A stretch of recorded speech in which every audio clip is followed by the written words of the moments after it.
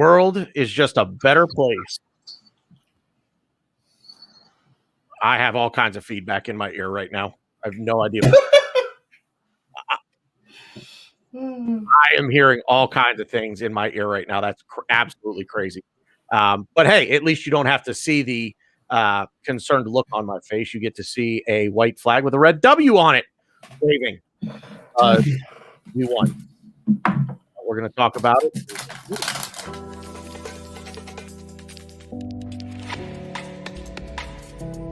West Cork Beard Company make beard oil and beard balm for a strong, healthy, great-looking beard. Handmade from all natural ingredients in Clonakilty, West Cork. Check out their YouTube channel for beard care tips and advice, or catch them online at westcorkbeardcompany.ie.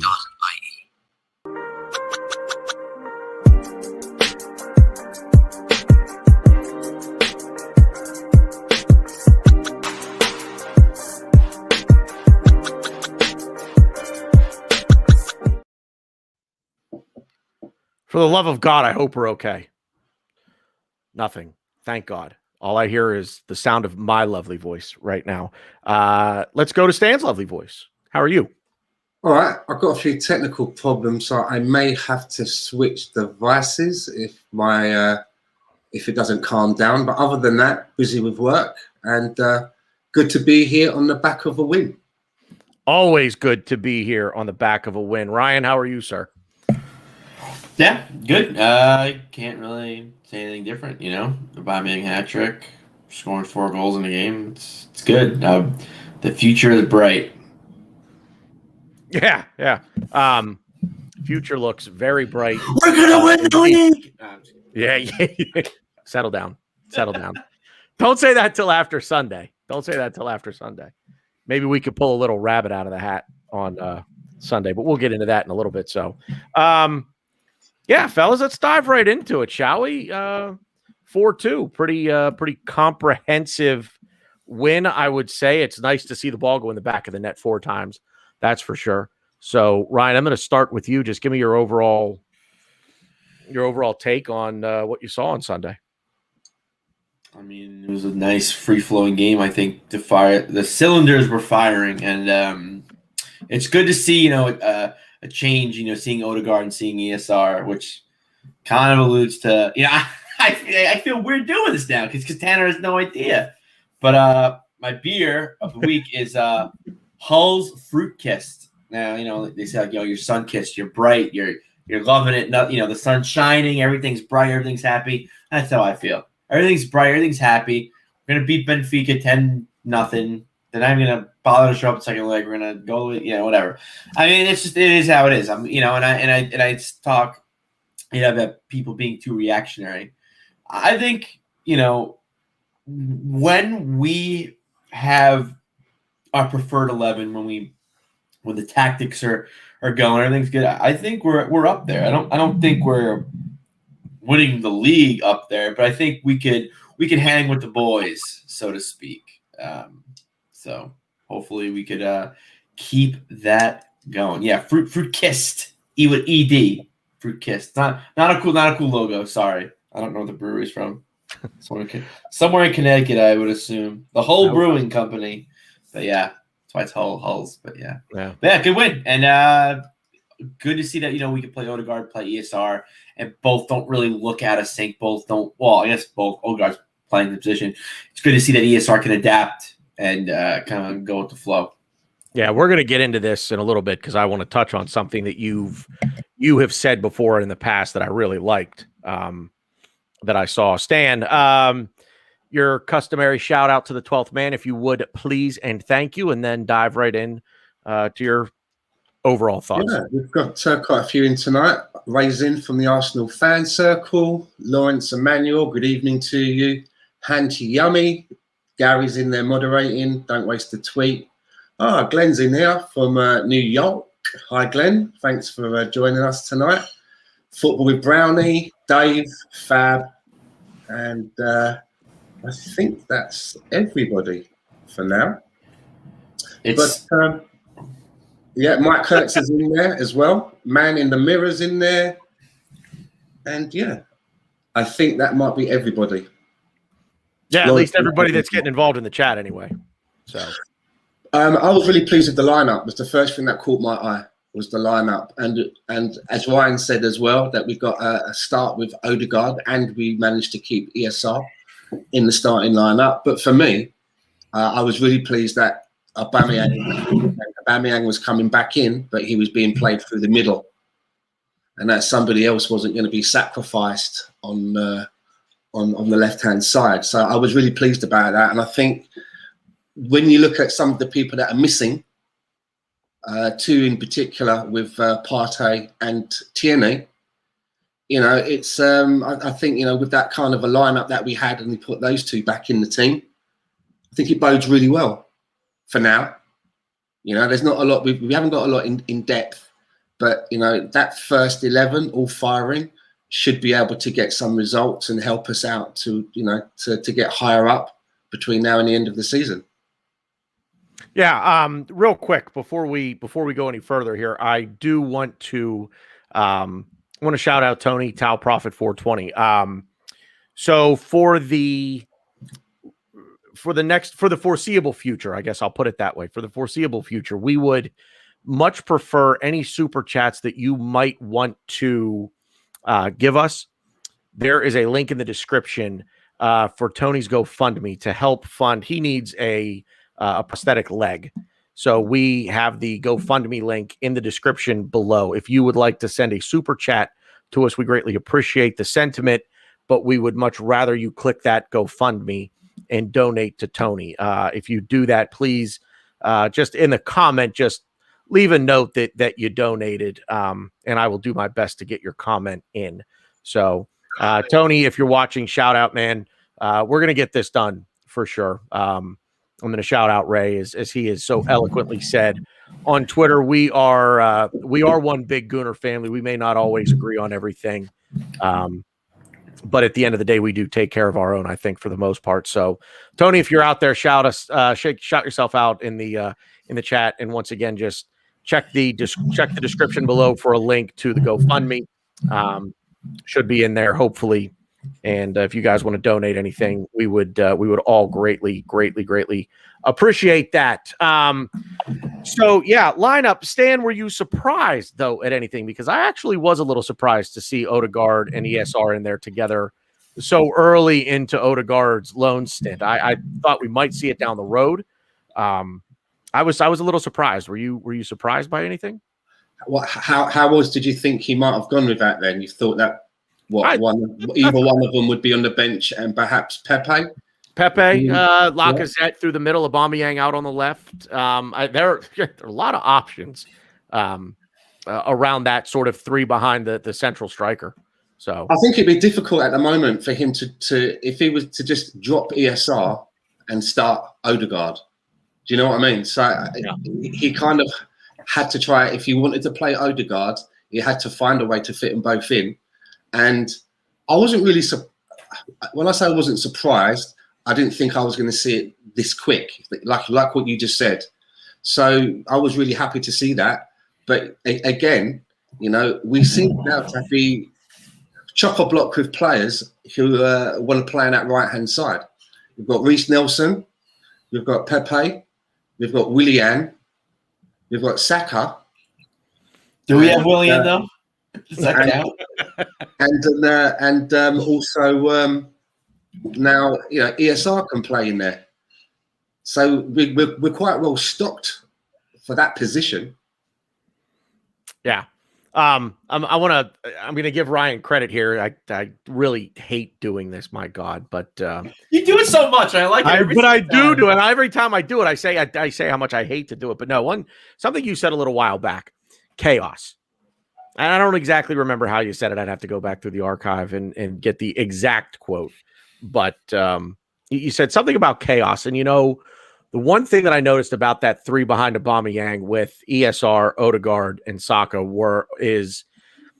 they all are interchangeable in those three positions, are they not? And does that not then lead to could we call that triumvirate if they happen to be a staple going forward? the agents of chaos? Ryan? Yeah, I mean, to be fair, and I'm sure maybe we'll talk about it later and now, but credit where credit's due. You got to give Arteta credit, and people talk about how he was forced into playing ESR, and our good run of form was because of a forced change. He kind of just stumbled in and walked into a gold mine. It's like this is tactical, and he knew what he was doing. This isn't something he just stumbled upon. So you got to give him credit, and it was interesting too because going back to what Stan said, I thought to me like, oh, ESR is 100% sitting. This is you have to play Odegaard here. You sit ESR. You're resting for Benfica. That's Then he played both of them, and I was like, that's risky, but I like it because, like you said, and like kind of what I was saying, almost like a pinwheel of death, where just everyone's moving, everyone's doing what they got to do, and the one thing that I just love, and it doesn't get talked about enough, is ESR's football IQ, but just the way watching him without the ball is, to me, more amazing than watching him with the ball. Because if you watch him, he runs almost away from the ball, and he brings defenders with him. He just runs into pockets of space. Like the first goal that Aubameyang scored, ESR brought a defender with him. ESR is running into pockets, bringing people with him, opening Aubameyang up. And with Aubameyang, his big, I guess, flaw is he's a low touch player, and the way Arteta's system, or I guess tactics work, is you need all players firing all cylinders. You need all players kind of touching the ball and moving around, and that's one thing I will say Aubameyang did. Aubameyang was on the ball a lot. He was making runs.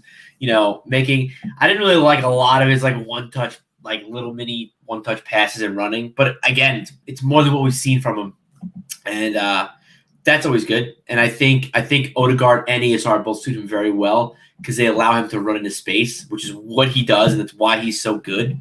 And ESR and Odegaard are absolutely perfect for that. So I definitely want to see us going forward. But I also think too, it's horses for courses. I think there's going to be games where Pepe's probably required. There's going to be games where no, definitely not Willian.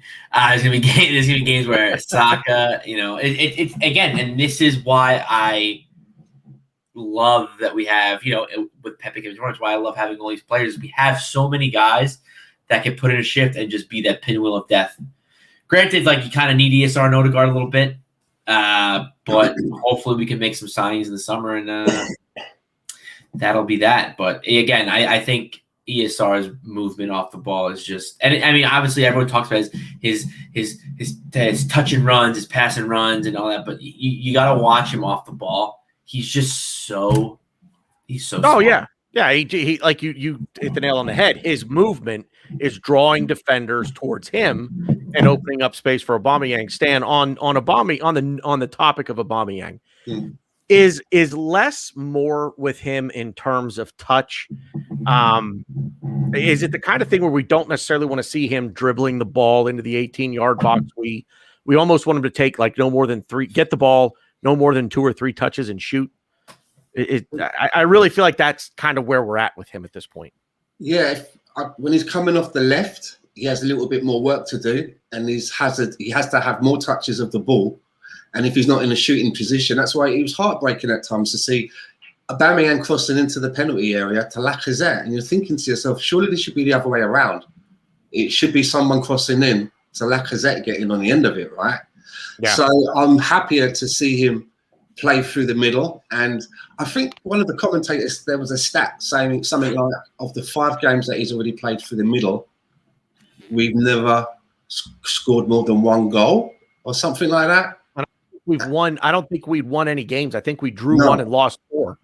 Yeah, or something crazy. Yeah. Well, I was pleased to see that was broken, but and also as well that Aubameyang got his first hat trick. His first hat trick for the club.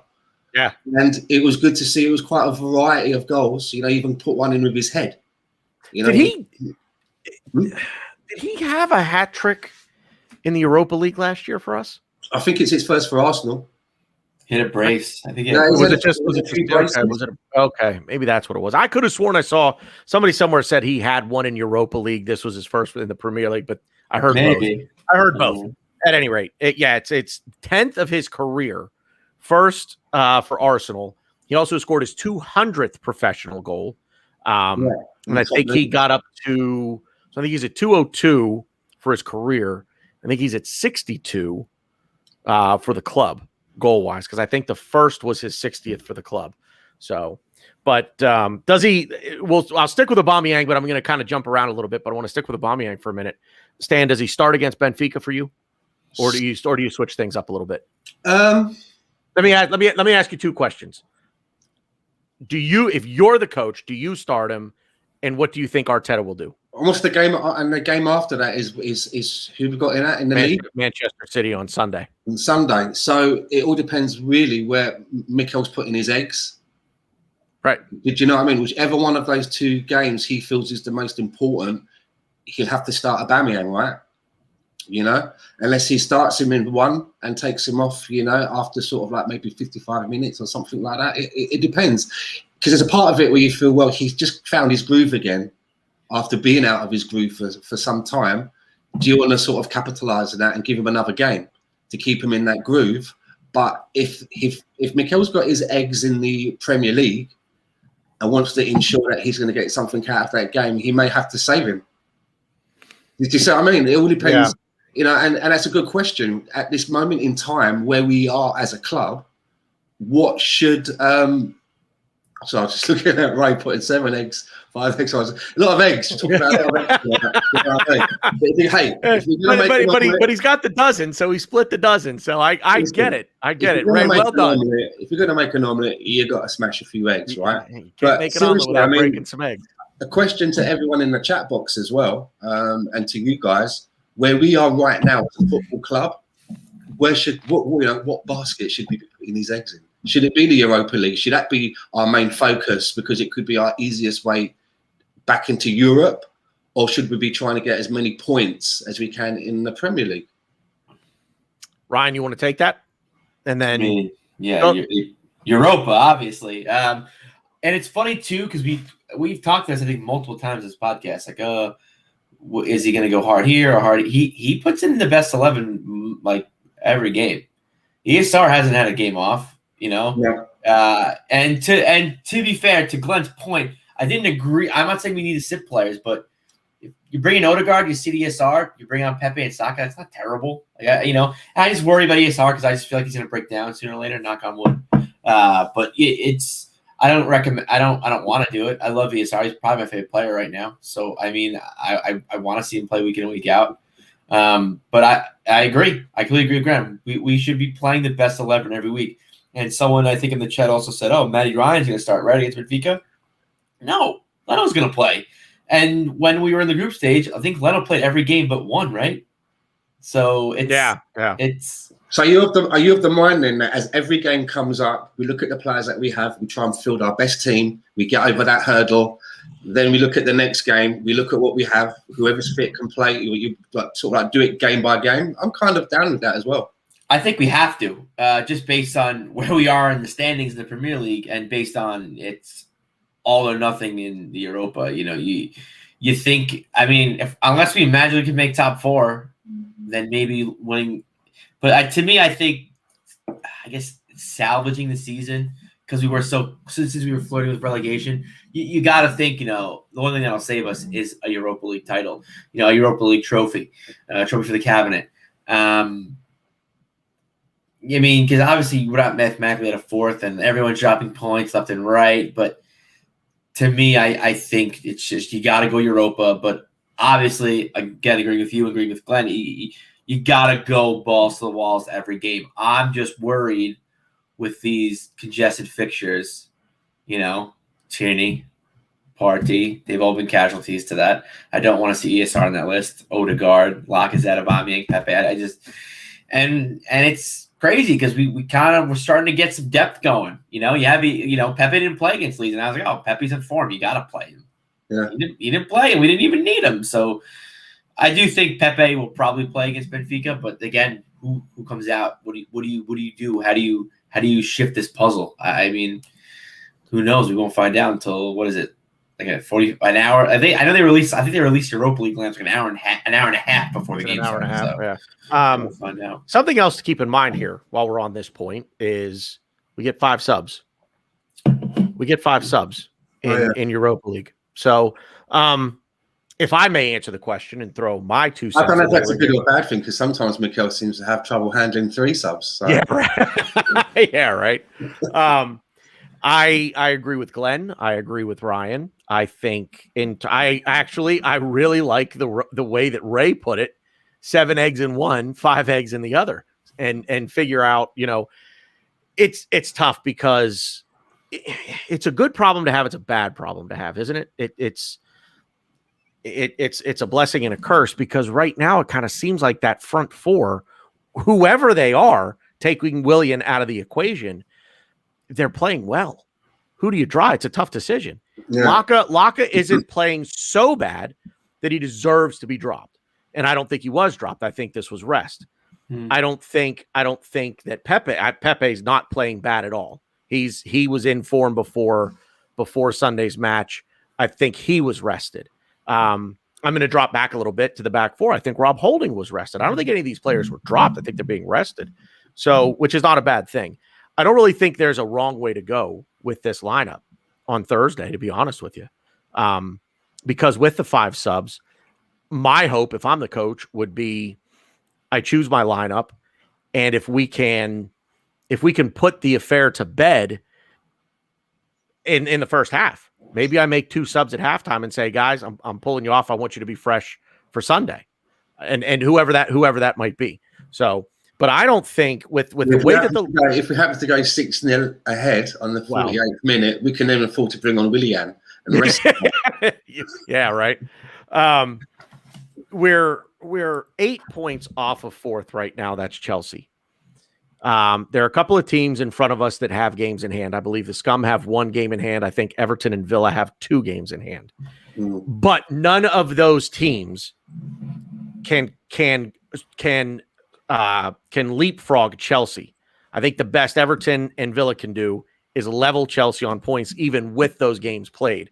So we're 8 points out of 4th, and I know that's it's a tough ask.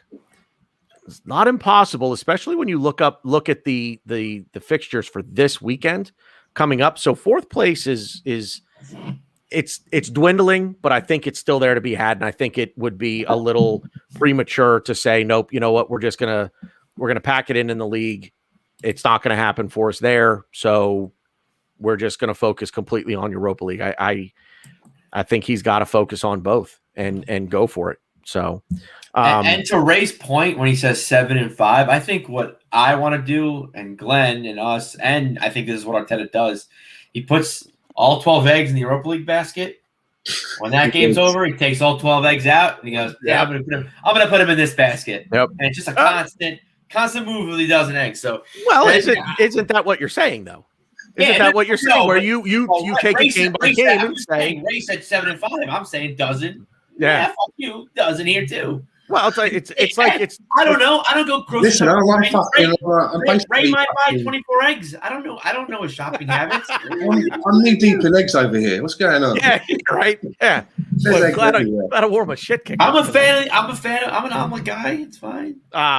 Ray, hook it up. No, but that's kind of what you said though when you said it's game by game, because I think Stan, you were echoing what Ryan said. It's like game by game. He just says, okay, what's going to be my best 11 against. Because the best 11 against Benfica is not going to be the best 11 against City necessarily, depending on how he wants to, how Arteta wants to play the game tactically. I like what Dave says here. He says if Lacazette comes in, Aubameyang needs to be on the bench. Aubameyang on the wing would unbalance the team. And 100%. I've been trying to agree with him. Let's try and move away from that now. Yeah, let's be bold enough now to say, right, we've got two strikers, right? One costs 60 million, one costs 50 million, whatever it is, right? Two strikers. I can only play one or the other. The other one will be on the bench and come in as an emergency should I need. All right. So don't try and please everybody and say, well, I can shoehorn it in, because it's quite clear now that the way that midfield operated, that's the kind of way that we should be going forward now. We obviously Saka can't lose his place. You know, and I just want to say as well that I think we've got a real gem on our hands with this guy. Oh, there's no doubt. He seems to be able to do it all. You know, he can take his man on. He's got a good passing range on him. He's got excellent shooting range on him. He can be used in a variety of positions.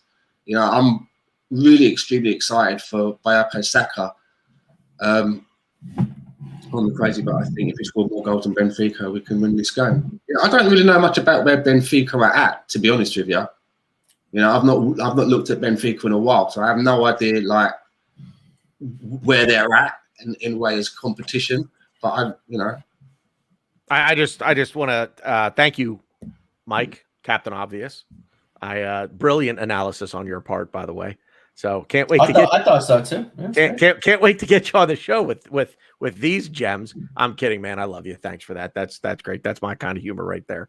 So, all right, gun to your head. Who's your striker on Thursday? Who's your striker? Not what you think Arteta's going to do. You're the coach. You make the call. Ryan, go. The fact that Otamendi is one of the starting center backs, I think you play Lacazette here because I think Lacazette is going to outwork Otamendi. It's tough because you don't want to bench people. We shouldn't bench people. We just talked about it, but then I'm like, I don't know. I think Lacazette is best suited for this game, but I wouldn't be upset if we played a binding either. But I'm gonna say Lacazette because I think Otamendi is gonna just foul Lacazette left and right in the box. We're gonna get like 7 penalties. So, Stan. Also, Lawrence Emmanuel says that Aubameyang scored a hat-trick for us against Valencia in Europa 2 years ago. Oh, really? I didn't see that. Yeah. There you go. Thanks for that. I'm off the I don't know. I mean, off the back of a hat-trick, he almost scored 4. We've been trying to get this guy back into the groove. I don't want to stop the rhythm. I want to encourage it. So I would probably be inclined to start with Aubameyang. And it's funny too because when you look at the team, you look at the lineup, you kind of need to play Aubameyang for Odegaard and ESR to work because they're just again pinwheel of death. I don't think Lacazette benefits from it as much as Aubameyang does because Aubameyang wants to run the space. He drifts to the left and comes in. Yeah, it was his last goal, I think, or I think it was 2. Well, obviously not the penalty, but the 2 goals. He started from the left. He drifted in. So I think Odegaard needs to allow him to do that and allow him to play his best kind of football. Whereas Lacazette's going to just sit down in the trenches, do the nitty gritty, do the work. But I think that's the thing, with Arteta's old tactics of the number 9 comes back and kind of plays a pseudo 10 and kind of does work and does all that. And we were screaming, I could hear Rohan saying, "Get in the box, Lacazette! Get in!" He's screaming to get in the box, So to me, it's funny. I'm like flip flopping as I'm talking. I think with playing ESR and Odegaard, Aubameyang offers us more. He's the better play. But if you're playing someone like a Pepe and a Saka and ESR, you're not playing both ESR and Odegaard. I think you play Lacazette. I don't rate Benfica. Not saying we need to look past them and we're already in the next round. I just think if we just play our game, play what we're supposed to do, that's it. Oh, now I have rhythm as a dancer stuck in my head. Thanks, Brownie. I don't know what that is. I don't know what it's a reference to. I mean, I know it's a song. Other than that, I have no idea what the reference is for. But I was talking about rhythm. Okay, gotcha. Yeah. I'm going Lacazette on this one. I'm going Lacazette, and if it's not going well, I can bring Auba on. But I'm going with Lacazette just for to a degree, kind of what Ryan said. Otamendi's a red card waiting to happen, almost like David Luiz. I think Laka can get in there, and you know what though? I think Auba could create some havoc in there and draw a few penalties. Yeah, but he drifts in. Lacazette, I think will be like already. I get what you're saying. He'll kind of already be there, whereas Aubameyang's going to make a move to get himself in there. Listen, if anyone can get us a penalty, mate, it's young Saka. Oh, absolutely. That's another one, boy. And we didn't even really talk about him, honestly. Well, we're getting there. We're only a half hour into the show. He's all right.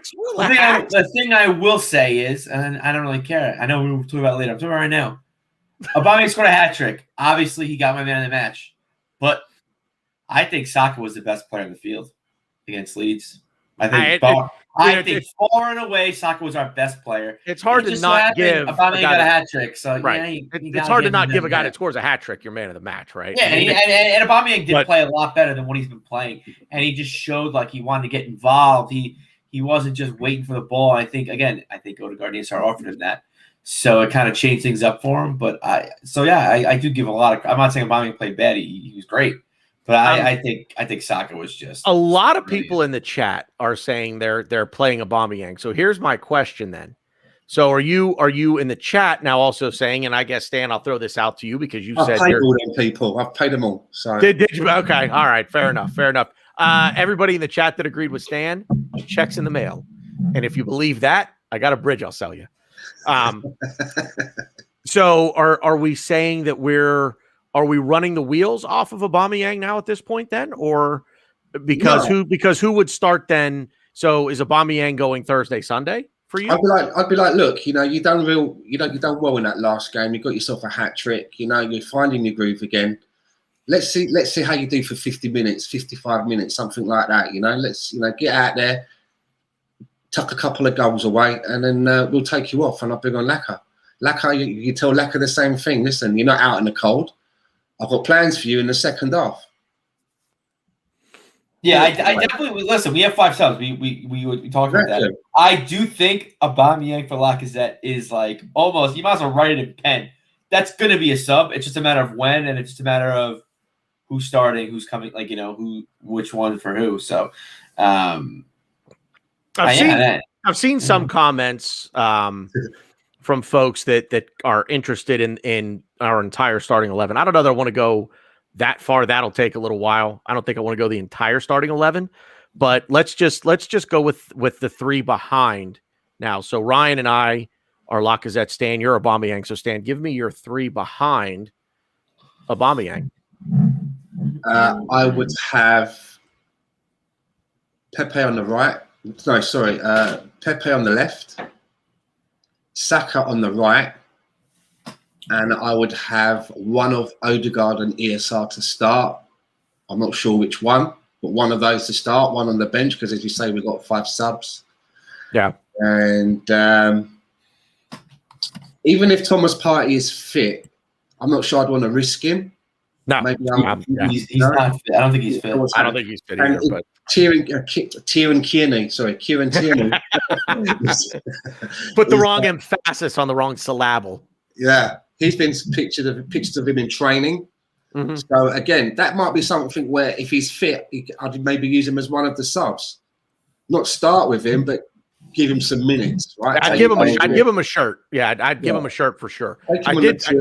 And use it really as a prep one for the City game. Yeah, I did see a thing today that he could be available Thursday. I would err on the side of caution there. I'd give him a shirt, but as I have kind of been saying for weeks now, that's in case of emergency, break the glass kind of thing for me with Kieran Tierney. Cedric at right back maybe, or to cover for Kieran Tierney then obviously. But yeah, I'd like Pablo Mari maybe to get a run out as well. Let's not forget Callum Chambers is healthy as well. He's got to get out there at some point too. Yeah. I'm not necessarily saying this is the time to go with that, but yeah, there's no time to play him. I hate to say it. I like Callum Chambers. He's not going to start for us the rest of the season unless we beat Benfica in the first leg handedly, and there's like no chance of coming back. Which again, Barcelona kind of put a kibosh on that against playing PSG last year, 2 years ago. I don't think Chambers is going to see anything. But to the back, it's funny because when Stan was saying his, I was like, you got to play Yassar. So I go Pepe, Saka, Yassar. But now that I'm thinking about it, you got to wonder, because again, we talked about this, all eggs in all baskets. I get that. But I do agree with Stan, and I think Odegaard is that good. And I think he's a real player. I think he's going to be a real player. It comes down to how much does Arteta respect the opposition? I'm sure he respects the opposition, but how much homework is he doing?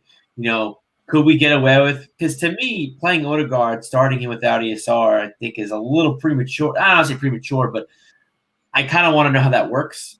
Can I ask you why you're talking about Odegaard? Because I did notice a number of some people on social media and in a couple of other chat boxes of other previous shows saying they felt Odegaard was poor. So I just wondered what you guys felt of what you said. I mean, he didn't get an assist or a goal, so I guess that's not good. But I thought he was great. I thought his one-touch passing, his movement. There were a couple plays I noticed where almost him and ESR ran to the same spot, which you want to iron that out because you don't want that happening and it screwing us over. But they have similar minds, similar brains, so that's good. Because again, I think ESR is one of the smartest footballers in the Premier League. Period. So I thought he played good. For the Arse Bros, I gave him my +1. It was kind of a toss-up between him and ESR. I just gave it to Odegaard because he got his start, didn't really put a foot wrong. So yeah. You can just see the quality of him and Stan. I saw the same thing. Like Odegaard was poor. It's like, what? Like, are you watching the same game? Like, what on earth did you see that you think he was poor? Like, yeah, like not average, not average. That's funny because I didn't see any of that. I didn't see any of it either. But like to use the word poor, like I would love to know what number they gave him if as a rating. That I mean, poor would indicate to me that he's less than a 5. I mean, I gave him a 7 or an 8 for crying out loud. I thought he was that good. I mean, I know he didn't contribute directly to a goal. He didn't have a goal, didn't have an assist, but my God, you could just see it in him. The more he settles in, he's going to be a stud. That kid's going to be an absolute stud. I also think it now shows you the difference of. I can remember going back several months where a lot of people were going, well, why can't we play Danny Ceballos in a 10? Now, if you look at the way Danny Ceballos plays and you look at the way that Odegaard played that game, that's the reason why. Someone like Odegaard, that's his turf. Anywhere around that area is his turf. And again, you may even see games where ESR and Odegaard, their positions are swapped on the starting lineup. But there's going to be a lot of rotation anyway, right? There's a lot of rotation. Sometimes ESR was popping up on the left-hand side. Yeah. Well, it's like Brian said, pinwheel of death. His assist came in from the left-hand side for Aubameyang, right? That's where he crossed it in from. It was all towards the left side of the goal. Yeah.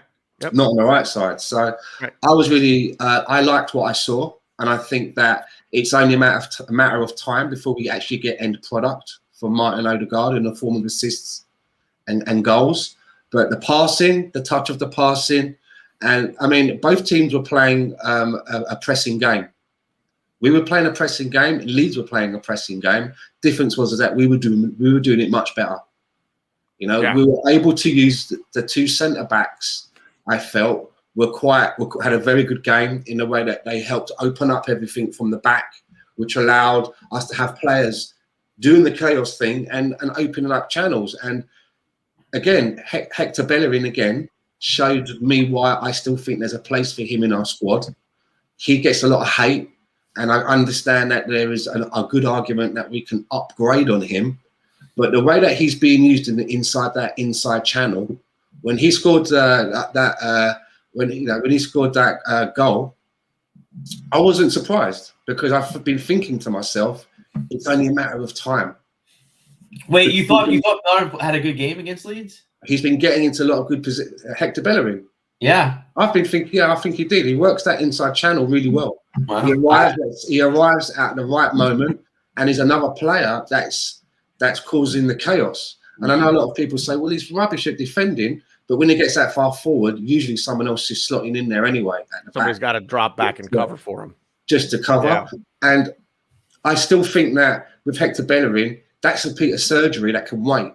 That's not on the pending list to get done straight away. There's other things that we need to be doing first. And I think another season out of Hector, I think would be possible, especially when we have somebody like Cedric who can keep him on his toes a little bit.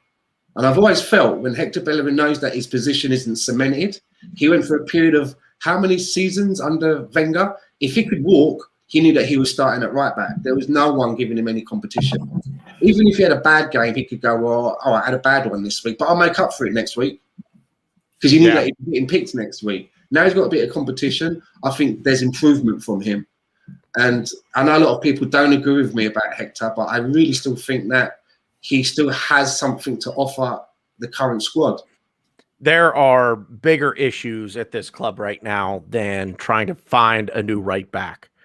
And I agree with you, Stan. Look, we could do far worse than Hector Bellerin at right back.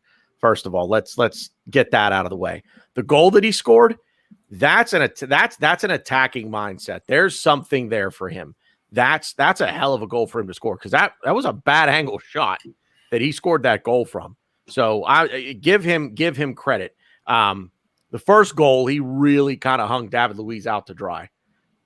He just got caught absolutely flat-footed. I can't remember who the player was that just went screaming by him, but he just got blown past. Might have it wasn't Rafinha. I can't remember who Costa? it was. I don't even know. I don't remember who it was, but he got abused on on their first goal. He got absolutely abused. So at the end of the first half, I think I had Bellerin as about an 8, and then on that goal, I dropped him to a 6. So I thought he was so bad. Besides his goal, he scored. I did not think he had. So here's the thing with Hector Bellerin. Here's the thing with Hector Bellerin. First of all, he came up as a winger. Number one. Number two, he's not your prototypical fullback where he doesn't do well in overlapping runs. That's not his strength. Yeah. So like I Lone Star Londoner. I'm not going to scroll all the way back up here, but I know what you said. That he can't defend and he can't cross the ball. Well, let me ask you a question. Is that the only thing that you expect out of a fullback? Is just that's your job, just cross the ball and defend all the time? Or can he fit a different profile? And if that's all you want, well, then yeah, okay, you're right. If that's all you want from your fullback. But if Hector Bellerin could contribute 4 or 5 goals in a season with that inner channel run like Stan's talking about, is that a bad thing? You know, as long as the caveat to this is there has to be somebody covering for him on the defensive end of things, because he does make those runs. And when he does, he looks good. He does look good making those runs. Unfortunately, his end product is not there. He does have a bit of a heavy last touch. It's not the greatest thing in the world. But he makes runs that do create problems for defenses. Also, as well, we don't play what I call, and I'll just make this up now to try and describe it, what I call a mirrored game. So what's happening on the left-hand side isn't necessarily equal to what's happening on the right-hand side. They don't have to be the same thing. You're exactly right, Stan. They do not have to be the same thing. You go back and look at our history as well with wingers, and you look at Pires on one side, and you look at maybe Freddie on the other side, doing completely different things. Overmars on one side, and maybe Ray Parlour on the other side. And I think it's the same with our fullbacks. What you see Tierney doing, Tierney goes more on the outside. He's more on the byline and bringing the ball up in that respect. And then when he gets into that top third, he's got the ability to make a cross, or as we've seen, even cut in, and if he feels like it, put it in the back of the net. Whereas Hector Bellerin, he's more adapted to running on that inside channel. Yep. And at the end of the day, does that not make you more difficult to defend? Because if your fullbacks are only given one job, now let's think Liverpool with Robertson and Alexander-Arnold. That's their game. That's what they do. But it also gives you nothing else to think about. Now, the difference there being, those are two probably just a level below world class, Robertson and Alexander-Arnold. They're great at what they do. We don't have that quite yet. So I'd be more inclined to, the more different ways I can attack you, the better, because you're constantly on your toes as a defender. You have no idea what's coming. That's why I like the idea of with Lacazette and Aubameyang, you switch those two in and out, and it's two completely different looks. You know what I mean? You switch out one for the other. Now all of a sudden you have to totally change up your defensive style as to how you're going to defend those two. That's if kind of. I'll circle back just real quick to a question I'd asked before. I was laughing at Anub going, look, these guys going off on Bellerin. All right, it does. I suppose it does sound like a bit of a Bellerin loving, but I mean, look, Lone Star Londoner has beaten this drum for weeks. Bellerin is so useless defensively. Holding looks stupid. Lone Star, I got to tell you, man, this is the most annoying thing in the world to me because you're the fan that just wants the best. You just expect Arsenal to go get the best players in the world. And when they don't, that's a problem for you. You get rid of all of our awful players, bring in all of the world's best players because it's just that simple. It's not FIFA. If that's what you want, go play a season of FIFA. Dude, this, I'm sorry. This gets me hot. It really does. It's like, we need another midfielder before we need another right back. It's as simple as that. When I say, do I like Hector Bellerin? Do I like him as our starting right back? I'm not sold on him. If the right offer came in this summer, I'd sell him. If we got 30 to 35 million, I'd sell him. As I said, I'm not saying that we couldn't upgrade on him, but it's not a piece of surgery that's imperative. No, it's absolutely not. It's absolutely not. Anybody telling me that Cedric is a better right back than Hector Bellerin, and here's the argument that I get with Cedric's a better right back than Hector Bellerin, because Bellerin's too small. Cedric's smaller, isn't he? That's there it is. That's the whole point. Well, Cedric's a better right back. Why is Cedric a better right back? Well, Hector's too small to defend.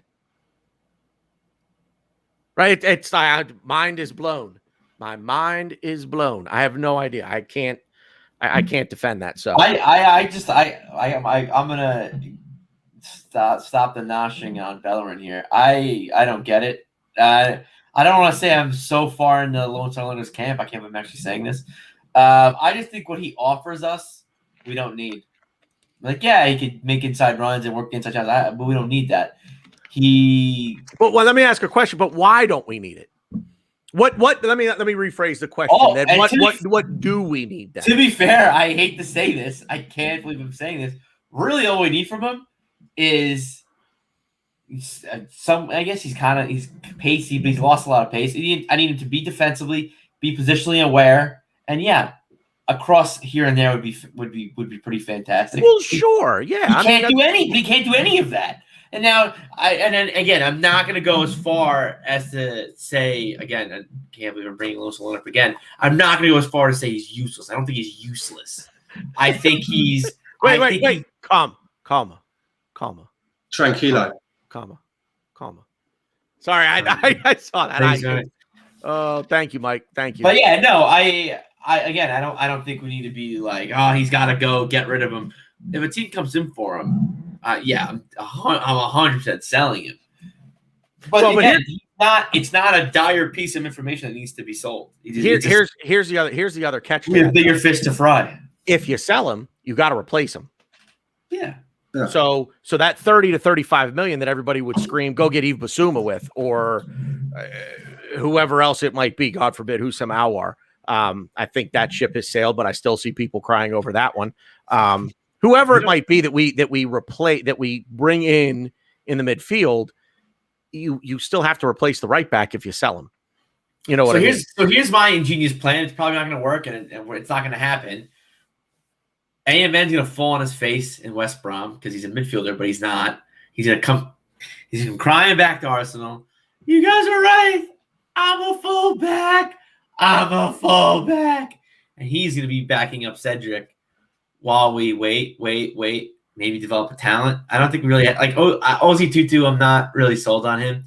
Or also want to splash some money on a nice right back. But I think that could be our backup for now, for maybe the next couple of years.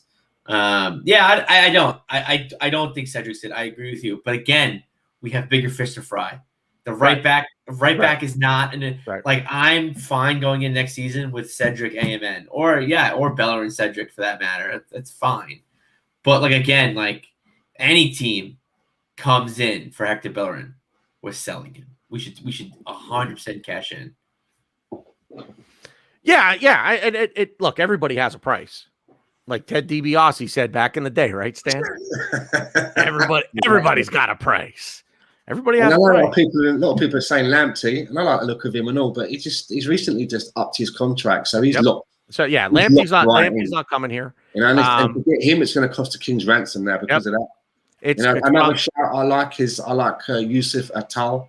I like that guy. I've had him in my FIFA team as well for the last 3 seasons. But I mean, this is real life, right? What do I know? But it's not a major piece of surgery. No, but that's the point. That's the point. There are worse right backs in this league right now. I'm serious. In actual fact, I think there's one area that we should be looking at making a change somewhere is a forward. Oh yeah. I'd like to see us move Lacazette on this summer, and I'd like us to get someone else in. This from Glenn is fantastic in terms of selling Bellerin. If that's what we focus on, it's like cutting the grass while the house is on fire. That's tremendous. That is right there. To be fair, if an offer comes for Bellerin and we can get a cheap right back replacement and not really move to it, do it. Like, do it. But again, I'm not saying we go out of our way and go, hey, some transfer window. Bellerin's on the market. We're selling him, highest bidder who wants him, and then we're actively like seeking right backs. Let me ask you this. Max Aaron's 30 to 35 million. If you got 30 to 35 million for Bellerin, would you take that and flip it to Max Aaron's? If it's roughly the same money, would you flip Bellerin to Aaron? Do you know my answer to that? I don't know. Is if someone's got 30 to 35 million to spend, why are they looking at Bellerin and not going straight to Max Aaron's anyway? True. Yeah. But well, I guess since the question was posed, I'm going to answer. I don't think so. I think we take that 35 million and we put it towards Basuma because I want Basuma. Well, but again, you have to replace Bellerin if you sell him. So again, I am in the camp that if a fair, reasonable offer comes in for him, I would take it. I'm not saying he's untouchable. No, Bellerin. I almost what I almost said. I know what you were going to say. I knew it. Touched by an angel. Oh my, a little bit. But now if the right offer comes in for Bellerin, I move him on. But I don't move any him offer on. comes in. But I make sure that I have a plan B to go and replace him for sure. So, Max Aaron's, Tariq Lamptey's not coming in, but I do like the player. So that was actually great, Stan. I'm glad you brought that up because I wanted to get into talking about Bellerin during the show a little bit. So a lot of comments from you guys. James, 3:47 in the morning in the UK. Hope you're all safe and well. All good on this side of things, man. Appreciate that. So Mike, I could go into this for a little bit, but I don't really want to. Goes back to the tweet Jessica put out today with Elliot from AVP. That's Arsenal Vision Pod for those that don't know. Might have been living under a rock. Elliot would sell Saka for 100 million, so it really depends on the offer and what the club does with the money. That is very well said. It is all about the reinvestment of the transfer fee that you receive. So there's no guarantee that even if we sold Bellerin, that we'd make the smart play, the right play with the money that we got from him. Mm-hmm. So. All right, so we're at what are we at here? We're at about 53 minutes. You guys want to go move on and we kind of already previewed Benfica a little bit. Yeah. Anything else on Benfica on the Benfica match Thursday, Stan? Not for me, really. As I say, don't really know much about them at the moment, where they're at as competition. So I'm looking forward to seeing the lineup and how we do away from home. Where's the actual match being played? Rome. In Rome. Okay. Rome this Thursday, and then Greece the following Thursday.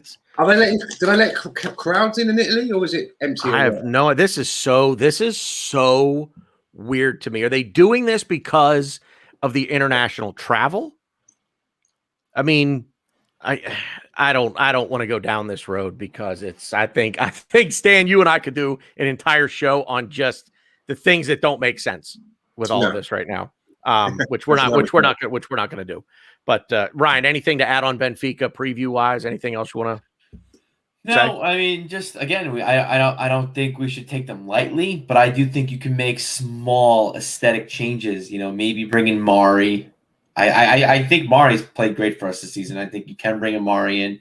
I think you could bring it. You could have Odegaard or ESR. You don't need both. Pepe, Saka. I think I think it's a Lacazette or a Aubameyang. You start either of them. I think. I'm not laughing at you, Ryan. I'm sorry. I know. I read it too. So I think it's just like little things here and there. But again, I just think with Arteta's record, I think you should go full fast and furious, pedal and metal. I think we're just going to play probably we're probably going to play the same lineup pretty much as Leeds. Yeah, I think so. That three behind the central striker, man, that's going to be really interesting to me. I'm going to throw it out there. You guys can rake me over the coals if you don't agree with it. I'm actually going Martinelli on the left. I'm going Pepe on the right with Lockett through the middle. And I have no idea who I'm putting behind him in that number 10 role. I honestly, I'd probably put Odegaard in there right now. Who do you have on the right? Pepe. You're going to bench Saka? No. Stop. Yep. Stop. Yep. Go next. I'm doing it for the sake of road. To see, here's the funny thing. So we just talked about all eggs in one basket. Certain players we talk. Oh, you got to rotate. Smith Rowe, got to rotate him. Saka, no, run him till he's dead. It doesn't make any sense. It's like you're either in favor of rotation or you're not, and it like you don't get it both. To me, I'm sorry, you don't get it both ways. You're either in the boat of no, you need to rotate these players. They need a rest. Saka needs a rest. Just like Emile Smith-Rowe, nobody ever talks about Bukayo Saka has played every game. He's resting right now. He'll be fine. So ESR was resting 2 weeks ago. Why did we have all this talk during the transfer window that, ESR can't play every game? My God, he can't play every game. He's got to rest. I think it's because of his injury resume. I think that's what okay. I'll buy into that. I'll buy that argument.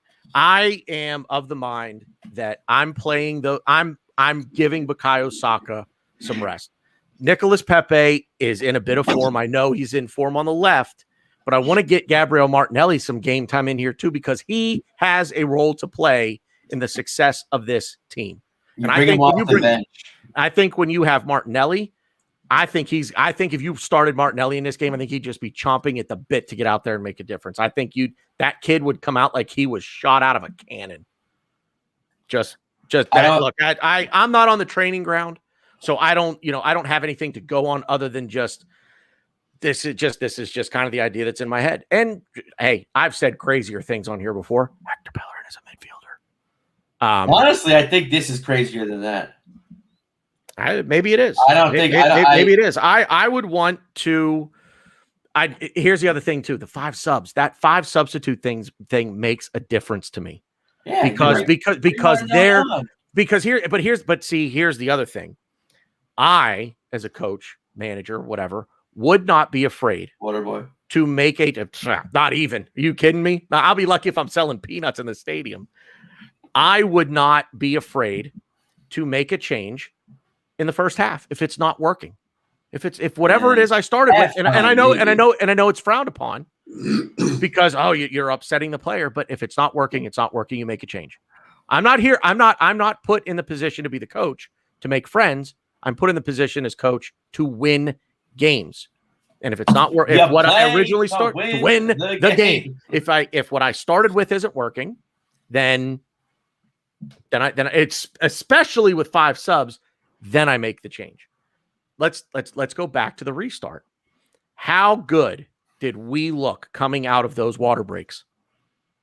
How good did we look when he got to make an adjustment midway through the half? He didn't even have to make a substitute. All he had to do was make an adjustment during the water breaks. So maybe I'm crazy, but I'm sticking to my guns on this one. If I had my druthers, I'd go with Laka leading the line. I would go Martinelli on the left. I'd go Odegaard in the middle, and I would go Pepe on the right. And at the end of the day, right now, and again, not on the training pitch, but right now, I just kind of feel like I'm losing something. Yes, I get that. But I still feel like I sort of have that, at least with that 3 in behind, I still have that sort of pinwheel of death. All 3 of those guys can move around, So Pepe's been in form on the left. Why would you then? I know. Okay. So who's the informed player, and what's your best 11, and who is fit, and do you want to rest anybody, and how seriously is Arteta taking the league? Or, as Ray said, is it 7 eggs in one basket, 5 in another? You know, I want, if I could get a fully rested Bukayo Saka going up against Manchester City, that's what I would like to do. That's kind of my, in starting Pepe over Bukayo Saka or Martinelli over Bukayo Saka. That's the line of thinking for me, is give him a week off to just, you know, not have to go at game speed for 70 minutes, whatever the case may be. So let's move on to Manchester City. So first of all, do either of you have any hope of top 4? Is it still achievable in your opinion, Stan? No. So all the eggs are in the Europa League basket for you? Yeah, they have to be, I think, at the minute. I think we'd be lucky to get into the Europa League this season, I think. Fair. So forget Champions League top 4. You're even what about top 6?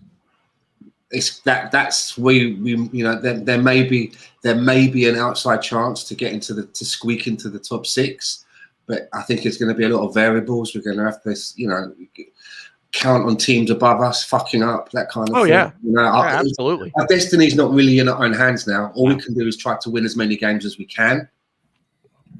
Let me ask you this question. Does that thought change with you if we can somehow beat City on Sunday?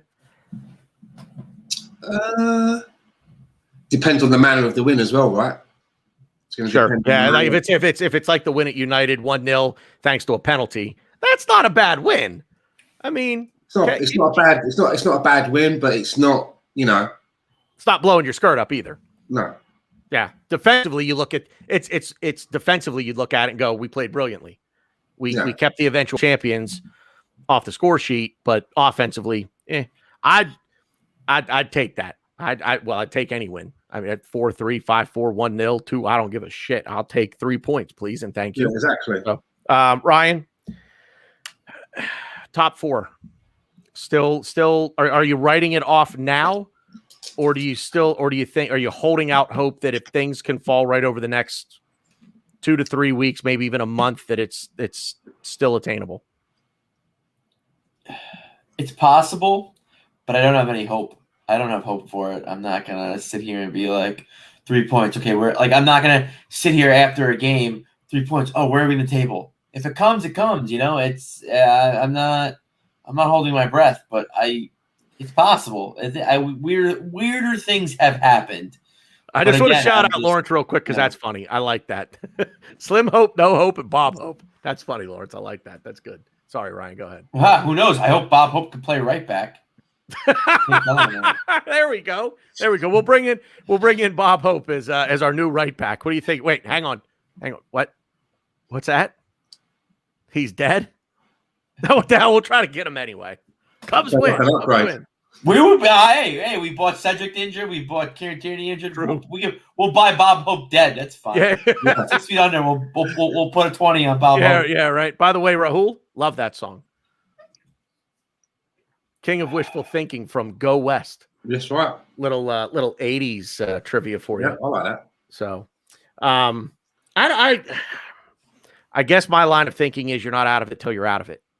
And we're not out of it yet. Need a lot of help, but we're not out of it yet.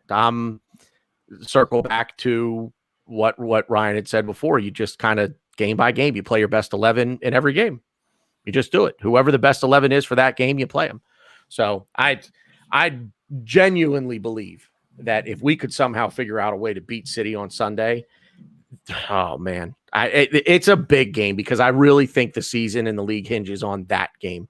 If we lose it, it's kind of like I don't know why, man. It's just going to deflate me. Like it's the hope that kills you. It's the manner of the loss, though, right? I mean, this team have got like 16 games, and they've won 16 games. They're not going unbeaten. I think they've won 16 games. So they're the informed team, and it's okay if we lose against them, but it has to be the manner. Do you know what I mean? Got to be competitive. Their socks off and do, you know. I don't want to see us helping them with a David Luiz, penalty and a sending off, and we help them. I want to see us. It'd be a good measure to see where we are. Okay, we lost this, but everybody was working hard. Now we can see what we need to do to get better. Yeah. No David Luiz against City, right? If David Luiz is going to play in either one of these next two games, it's got to be Thursday. right? Stan, you want to? I know you hate David Luiz, so if you want to take that one, go right ahead. What, is that the contract? No. I'm saying if David Luiz is going to play in either one of these two games, it has to be Thursday, right? Yeah. Not going to see. You can't see him against City. No. Actually, I'm not sure I'd hate seeing him against Benfica. I would hate seeing him against Benfica. I would. I think we're going to get Rob Holding and Pablo Mari. Well, let's talk about David Luiz, right? Go ahead. Yeah. And obviously there is a lot of rumor about him being offered another contract extension this summer. Stan, real quick, let me interrupt you real quick. You guys, you know what? I'll tell you what. After we get the David Luiz thing off the table, we'll drop some questions. We haven't done that for a while. We'll answer some. We've also got Dennis Ceballos as well to talk about. He's got a contract talking about being offered a full time. Those are the two things that I was going to bring up. Okay, yeah. So David Luiz, have at it. Oh, well, I mean, I was annoyed when I was fucking pissed off when we bought him. Especially the way that we were told this story. If you remember, it was the summer of Nicola Pepe. And it was the summer of Don Raul, when Don Raul was being christened Don Raul, and everybody was, he was like the best thing since fucking the invention of the wheel. Do you know what I mean? And everyone was really happy. And he was like, I remember him, he was like, we're not done yet. We're coming back. We're going to go off and we're going to come back with Upamecano. They basically told us, didn't they? They're going to go to sign him. And what happened? They came back with Sideshow Dave. Yeah. And I was like, that's not Upamecano. That's fucking David Luiz from Chelsea. What? Wagwan. Do you know what I mean? What is going on? I was like, nah. And the fact that he got his contract renewed, I was like incandescent with that. And now to hear that he is going to pop, some people are going, oh, it's clickbait. Okay, but we have to discuss it because it's doing the rounds in a few places. If it's clickbait, good. I hope there's no truth in it whatsoever. And if we are going to give him a renewed contract, I mean, I look at it this way. The politest way I can put it is the only way that he should be playing for Arsenal, if he's in the Arsenal squad, is as if everybody is injured or got the measles or what have you. There is nobody else left. But the thing is, he's not being paid the salary of a sixth stringer. He's being paid the salary of a first stringer. So right. I can't justify it, right? If you want to pay him the money of a sixth stringer and have him behind Mavropanos as then fine. I don't mind him being at the club, but to have him being considered as, one of your first picks in the back two, I honestly think that he should count himself lucky that he got that last extension. And if Mikel Arteta is seriously considered extending a contract to him, I would say that would probably go a long way for me to be starting to sway over to a side where I'm going to be questioning if Mikel Arteta is really the person that I believe is the person to take Arsenal forward. Because for me, that would be a massive backward step. Yeah, I agree 100%. If you're telling me that a 35-year-old David Luiz is better than using, say, someone like McGuinness or Ballard, I'm not having it. If you're saying that we should be keeping him on and blowing off the 30 million that we spent on William Saliba, then questions have to be asked. What's going on? I mean, you have to look into that. If that is the case, then you have to go all the way back to who was involved in that Saliba deal, and you've got to get rid of them. And if they do have fingerprints over that, he should be held accountable as well. If not, bring him in, give him a first team place, and let's see what he can do. Yeah, I was talking about that exact thing with Jess the other day on her show, the little post game analysis that we did yesterday. So, Ryan, anything to add on the David Luiz contract extension rumor? Where do you stand on it? Are you with Richard Francis, or are you with Stan? I actually agree with both of them.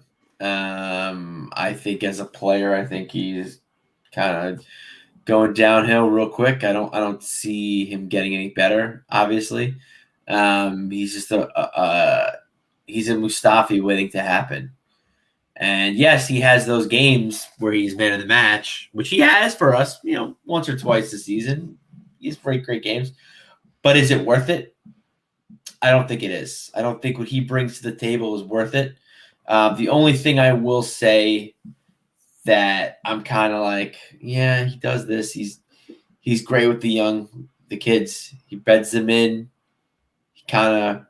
He's like a big brother to the kids, and I've heard nothing but good things about him from the kids and from guys, that's saying how accommodating he is and how he's always there to help out.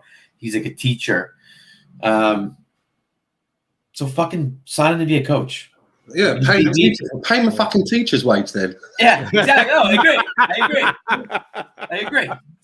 They get paid peanuts, aren't they? Because to me, like, yeah, he's got a good performance in him, but it's one good performance and 3 bad ones. So it's like, do you really want to go through that? No. I think we have players in Mari, Holding. I do think Saliba can offer us something. I think we need to try it. Gabrielle, maybe even bring in a young center back that we can maybe bet in. I know we signed Omar Rekic. I don't see him coming into the team anytime soon. I think he's going to probably be U23s for next season and maybe the season after that. McGinnis? Yeah, and I was going to say McGinnis and Ballard too. I don't know. I think they need to maybe get some. Again, it just depends. If we're not in, Europa, if we're not in, or for crazy things, if we're in the Champions League, if we're in like a group of death, players like McGinnis and Ballard aren't going to be thought about. But granted, if we go to Dundalk next season, right? Yeah, maybe a Ballard and a McGinnis is someone you should probably have on the bench. I think it just comes down to just where we're going to be at the end of the season, fixture wise, and what we think we can get out of this group of players and the group that we have out on loan, like the Willocks, the AMNs, and the McGinnis and Ballard. If he's re-signed on a lower wage, somewhat commensurate with his role at the club. So yeah, Stan, like you said, if he's being paid like he's a first teamer, then that's not good business. But if he's paid more like he's a last resort of a second pairing, could be the first choice as a third pairing, if he's paid that way, maybe a little more, just to say, recognize the job that he does mentoring the young players, because I think there's something there to that. I'd be okay with it, again, if he's down the pecking order a bit, but the pay, like you said, Stan, that's a good point. The pay has to be commensurate with the role that he's playing. So look, if he comes back and he says, yeah, I'm good with the odd League Cup game, or if we qualify for Europa League and it's group stage at Dundalk or whatever it is, yeah, I'm okay with that. He should do well there. David Luiz is a player that is moments of brilliance followed by hours of disappointment. Yeah. That's David Luiz. For like, you get one. It's funny. You get one good game out of him, and then you get 3 stinkers. He just forgets how to kick a ball. What's that? He reminds me of, it's going to be a stretch, but it's popped in my head. Like, yeah, it's David Luiz. I don't know if the chat has seen Superbad, but the scene where, I'm going there. Can't wait to hear this. So I think it's towards the end of the movie where they're at the big party, and McLovin, this girl is just all over McLovin. He's like, I'm a badass. I did this. I punched the guy in the face. And then, few moments later, he's in the bedroom with the girl, and they're fooling around. He's like, oh my God, it's in. Oh my God, I'm having sex. It's in.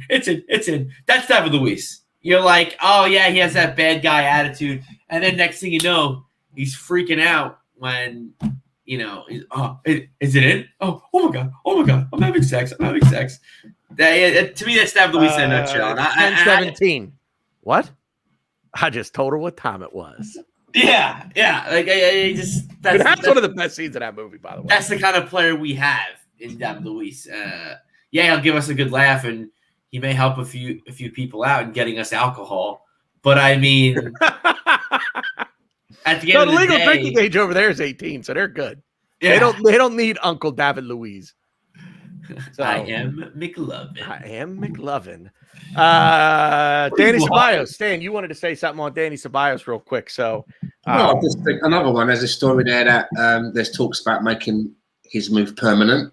yeah, what, 22 million pounds? 20 to 25, somewhere around there. And again, I just wondered what everybody in the chat box feels. Would that be a good move long term? Is it good value for money, or irrespective of the price? Do you feel that Danny Ceballos, has earned a place to be part of the Arsenal squad? And just wondered what you guys think.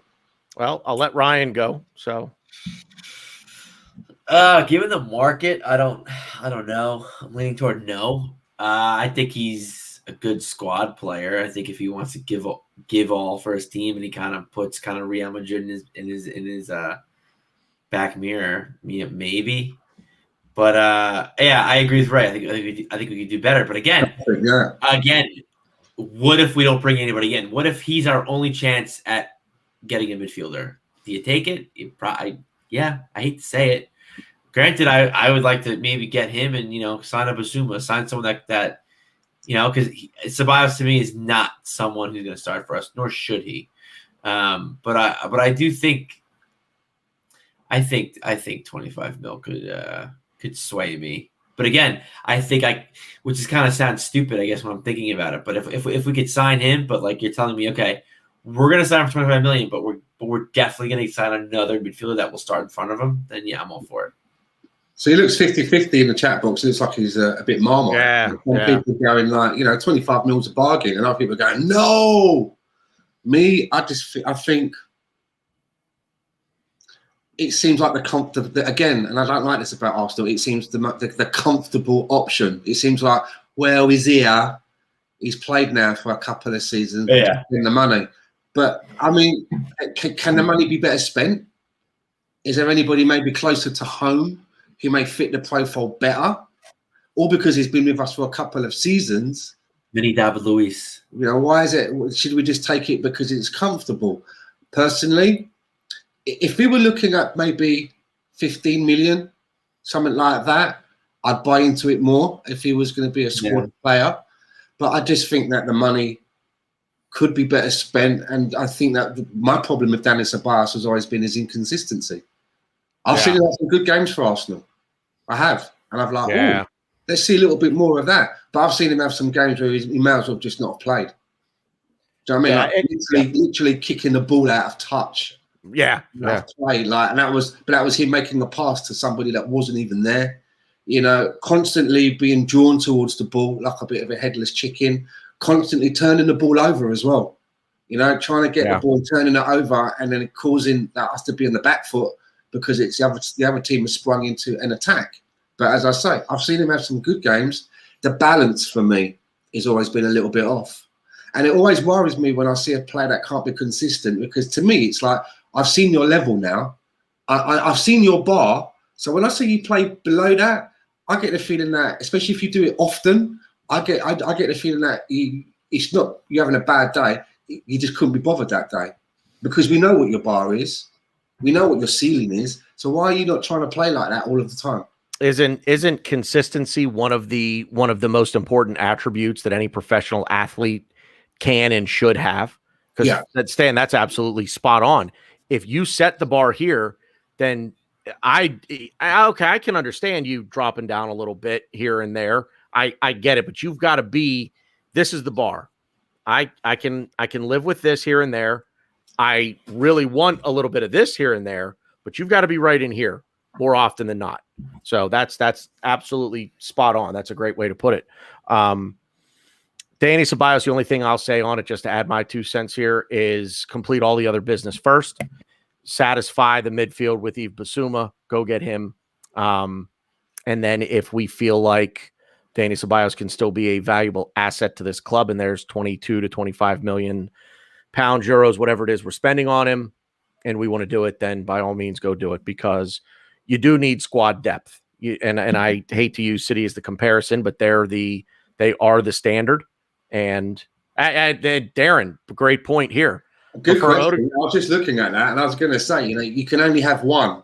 We've hardly seen much of Odegaard, right? It's not been a lot, but I mean, if personally, for me, if you could say to me you could only have one, I would be putting, those eggs that we've been talking about. Yes. Yeah. These are being moved into the Odegaard basket now. These eggs that we've been moving around all show. And maybe I'll get proved wrong. Maybe, come the end of the season, it's been a flash in the pan. But I actually think that Odegaard is going to be everything. We're going to see the way that he plays. He's going to be everything that a lot of our supporters thought they were getting with Dani Ceballos when he first came to us. Yeah. Not now that they've seen where he's being deployed, but maybe for the first 6 months, 8 months or so, I think a lot of fans are going to see Odegaard being what they thought they were going to get from Dani Ceballos. Yeah, real quick. Would you take Odegaard on? Would you extend the loan for another year? Odegaard? Yeah. And I'm not, and that's saying, let me. I mean, I would take him. I'd love to buy him. If we've done it for Dani Ceballos, why wouldn't we do it for Odegaard? Yeah. If he's going to pan out the way that I hope he is, right? Let me ask that question a different way. Would you prefer Odegaard on another 1-year loan as opposed to buying him? Put on your business cap, how would you handle that situation? Would you try to extend the loan for another year and make it an 18-month loan deal, or would you try to just buy him outright and say, nope, we're going to take our chances? How much is the price tag on to buy him? So let's say 40 million. I think for 40 to 45 million to buy. For me, the perfect scenario would be to extend Odegaard for another season's loan, but work in the option to buy. Yeah. Yeah. Yeah, that's. I think that's the way I would do it. That's kind of the best of both worlds, isn't it? I mean, that's ideal. So, what is the outright purchase price for? I want to start getting in some questions. You guys want to hang for about another 10 minutes or so, and we'll take some chat questions. The outright purchase there, Richard. There isn't one. There was no option or obligation inserted into the loan agreement to buy him. While you're talking, I'll have a look online to see what his actual his market value is. Yeah. I would go. I'm going out on a limb here, just kind of based on what I've been hearing in different circles. I would say 40 to 45 million pounds. So that would translate to, he is probably in the same neighborhood right now as Thomas Partey was last year. I would say 50 million euro. Which translates, I believe, to about 45 million pounds. That would be my guess on that. So, anybody questions, guys, in the chat? If you've got a question for us, you've got a question for someone specific. If it's me, if it's Stan, if it's Ryan, let us know there. To transfer market, they've got Martin Odegaard down at $44 million, not pounds, dollars. So $44 million. So that's a little. So that's probably that's probably about 40 million pounds, I'd say. Yeah, maybe that or a little bit over, somewhere around there. Not far off what Donny van der Beek was, 38.2 million pounds. So it's not that far off, around that ballpark. Think about that for a minute. They bought him for 38 million pounds, and he can't even. I'm not even sure he could be the dressing room attendant at this point. That dude doesn't. He's not around that team enough. That's a crying shame, because there's a lot of talent there, man. The manager's finally found something that clicks, and it's clicked just at the time he brought in someone that was going to be used as a new ingredient, right? And then all of a sudden it's like, and Ollie can't afford to upset that apple cart, which it's. I mean, he wasn't playing at the beginning of the year, and now that they've sort of hit a stride. Wish we bought him. I really wish that we'd been able. Have you noticed though that those two players from Ajax in the middle of the field, right? Donny van der Beek and Hakim Ziyech. Yep. Both of them, they've come over to the Premier League, and it's just not worked out, has it? Can't seem to get a sniff, can they? And I think Ziyech has had some injuries and that, but I don't think he's hardly kicked a ball for Chelsea. And there were a lot of fans. Remember, he had a buyout clause of around 25 million. Yeah. And Arsenal fans were screaming to go and he was going to be the next he who shall not be named. Ziyech, however you say his name, that he was supposed to be the next. I don't want to say his name, so you know who I'm saying. Let me bring in a question from Ray. Stan, how do you change the currency in transfer market? His is showing euros. I don't know. Mine's showing dollars, but I don't know if it's just because of my location. So I'll take this one if you don't mind. I believe, Ray, if you go up to the top left-hand side, you'll see it says it like just look for the flag. So, Stan, chances are what you have is either a Canadian or American flag up there. I don't see a flag. No? No. Because I usually get dollars on. Okay, transfermarket.us. Okay, I see. Oh, I see. Yeah. The left-hand side, you can change the location. If you go up there, I think you can change it to the UK. Yeah, I'm just doing that now. Yeah. So, according to this, then, this is even better. According to in pound sterling, 36 million pounds. Wow. Even Martin Odegaard.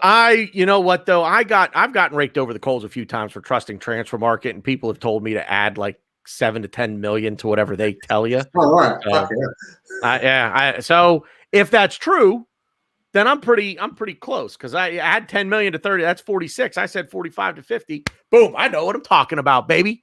Yeah.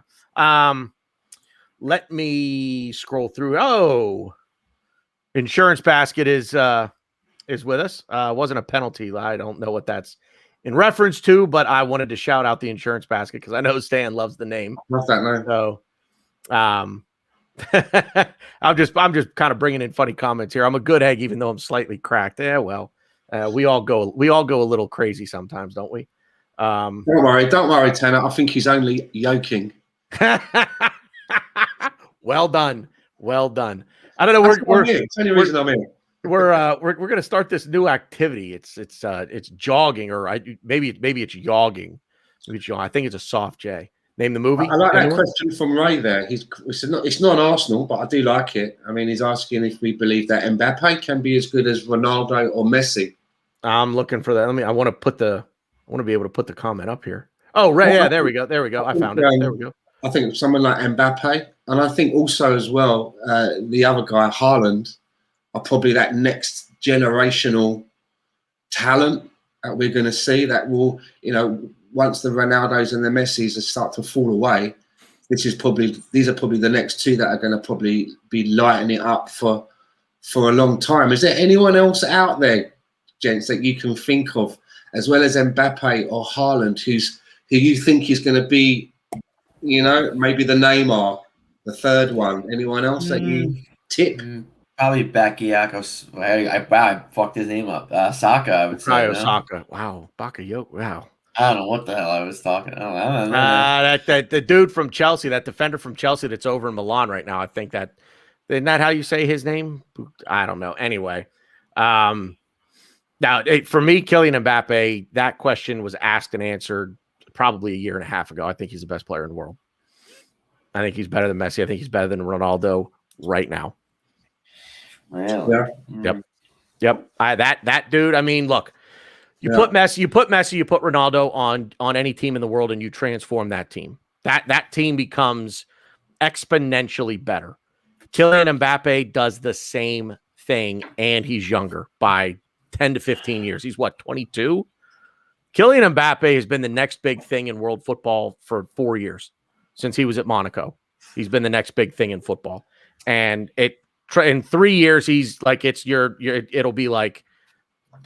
Leo who? Wait, Kylian Mbappe. Leo who?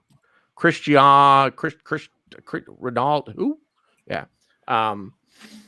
So I got a super chat here from AFC. Hi, thank you for the donation, friend. We appreciate that. How long do we think Saka, Martinelli, ESR will last at Arsenal if we don't start winning things? Ryan, I'm going to come to you on this first. Oh. I think all three are different in their own way. I think ESR is an Arsenal man through and through. It's going to take a lot for him to want to leave. Saka, I almost want to say for all three. I think Martinelli almost kind of owes us. He got snubbed by Man U. Man U didn't want him. We kind of put our arms around him, like, come play for us. We kind of put his name on the map. I mean, it's again Saka. I don't know. I would like to think that they would. Well, put it this way. I don't really like the question because I think we're going to start winning things. I don't know. I don't know about this year or even next. But the ball's in motion. I think we're getting better. I think it's just completing this puzzle and getting a couple more signings over the line. And I think, with young talent as these three and a young coach who has got really good ideas and who has, been doing a good job despite what certain people like Corey from Mike's Arse Bros, Friday Arse show said, if anyone watched it, it was interesting to say the least, saying that Arteta is the worst coach in the Premier League, but I won't get into that. Wow. But yeah. So I think we just offer so much that I think we're just going to attract talent, and I think talent is going to just lead to winning things. And I think we already have. I think we have talent right now to win things. Big things, not so much. But an FA Cup here, maybe a what's Carabao Cup? The League Cup. The League Cup. And I think we can win Europa with the squad we have. I think it's a very tall order, and it's going to take a lot of things, but it could happen. Stan, do you want to take this question? Or there's another question here, actually, that I'd kind of like to ask you. I think that if those three players are going to be leaving Arsenal because we haven't been winning things, then they need to look at their self in the mirror and ask why, if we got those in the squad, were we unable to win things? These are players that should be able to help us turn a corner. And I would put money down. I don't really gamble, but I would put a few quid down that, if we could nurture those three, that we should be able to win things. But the insurance basket, I can't find his comment. He said something just a minute ago. Yeah, I can't find it. It was something about Martinelli. Yeah, something about Martinelli doesn't really owe us anything, and I'd have to disagree with that because we weren't the first port of call for Martinelli. I think he had like 4 trials with Man United and they turned him down. And there may have even been other clubs that took a look and said no. So if anything, we've given him a platform now to show everybody what he can actually do.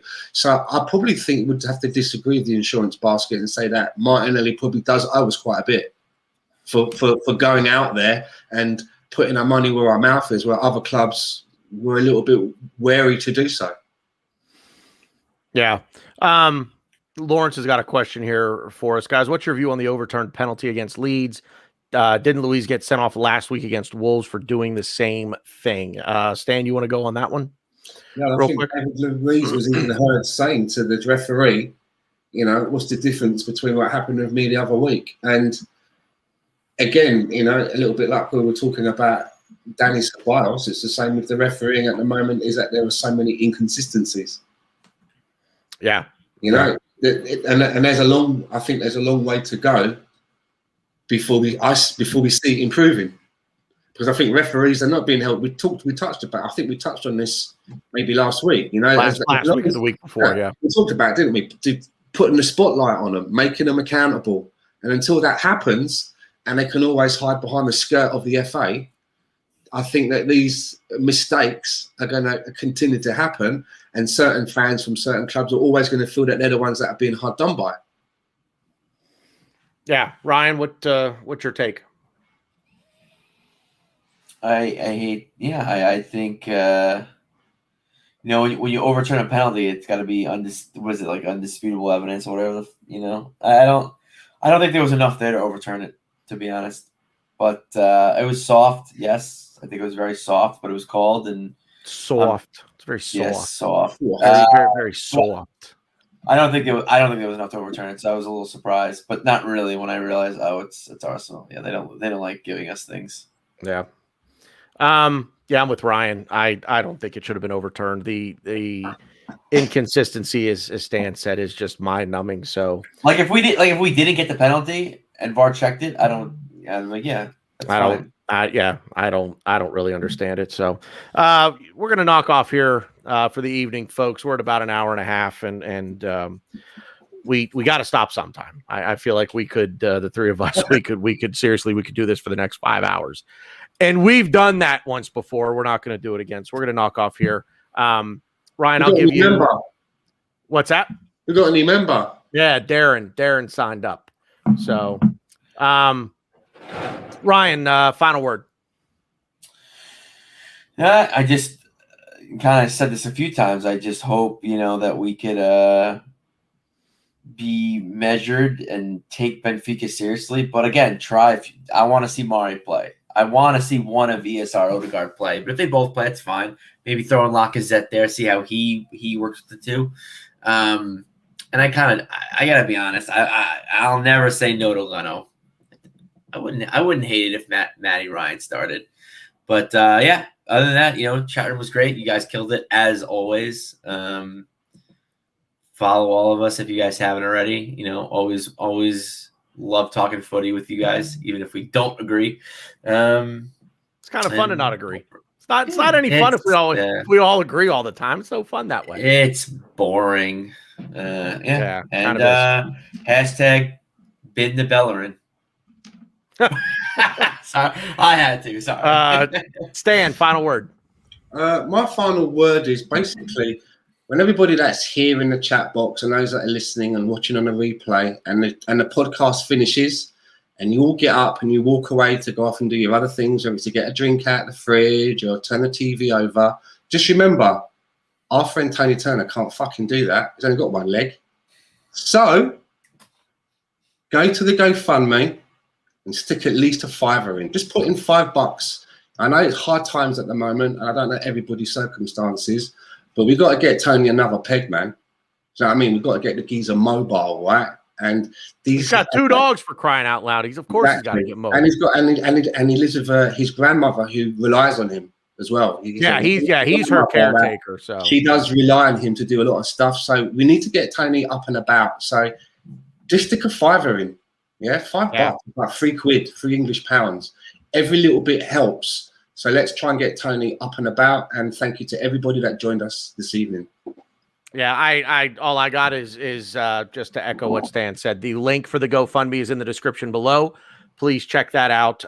For everybody watching, we did have a couple of super chats tonight, and we greatly appreciate that, guys. But for the foreseeable future, if you would please, instead of the super chat to us, let's put that towards Tony. And the only thing I'll say there is if you do donate to the GoFundMe, you can just, leave a little note in your comment. Hey, I just donated to the GoFundMe, and get your comment up, and I will make sure that I see that, and I will get your comment on the screen for sure. So I'll treat it just like a super chat if you do that for us. So that's all I got. That's all we got for the night. We're going to get out of here. And as I always say, it's good footy talk. We'll see you out there.